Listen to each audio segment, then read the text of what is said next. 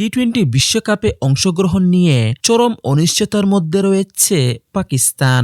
বিশ্বকাপ থেকে বাংলাদেশকে বাদ দেওয়ার প্রতিবাদে পাকিস্তান ক্রিকেট বোর্ড টুর্নামেন্ট বর্জনের কথা ভাবলেও এখনও চূড়ান্ত কোনো সিদ্ধান্ত জানায়নি। এই জটিল পরিস্থিতির মধ্যেই পিসিবি চেয়ারম্যান মহসিন নাকভি ও পাকিস্তানের প্রধানমন্ত্রী শেহবাজ শরীফের সঙ্গে জরুরি বৈঠক করেছেন। ধারণা করা হচ্ছে আগামী 2 ফেব্রুয়ারি পাকিস্তানের পক্ষ থেকে আনুষ্ঠানিক ঘোষণা আসতে পারে। টেলিকম এশিয়া স্পোর্টস এর এক প্রতিবেদনে দাবি করা হয়েছে পাকিস্তান বর্তমানে এক কৌশলী অবস্থান নিয়েছে। আগামী 7 ফেব্রুয়ারি নেদারল্যান্ডস ও 10 ফেব্রুয়ারি যুক্তরাষ্ট্রের বিপক্ষে নিজেদের প্রথম 2 ম্যাচ পর্যন্ত তারা পরিস্থিতি পর্যবেক্ষণ করবে।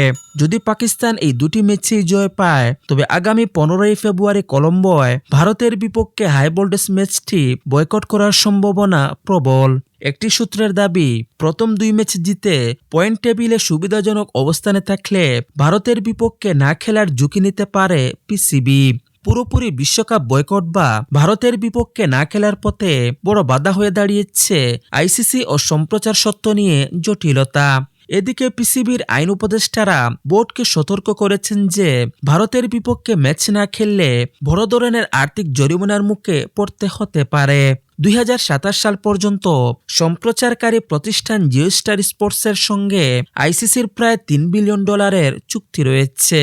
পাকিস্তান কোনো ম্যাচ বয়কট করলে সম্প্রচারকারীরা ক্ষতির মুখে পড়বে এবং তার দায়ভার আইসিসি পিসিবির ওপর চালাতে পারে, যা শেষ পর্যন্ত পাকিস্তানের বার্ষিক তহবিলের ওপর নেতিবাচক প্রভাব ফেলবে। বাংলাদেশকে বাদ দিয়ে দেওয়ার ঘটনায় আইসিসির প্রতি আনুষ্ঠানিকভাবে অসন্তোষ জানাতে প্রস্তুতি নিচ্ছে পিসিবি।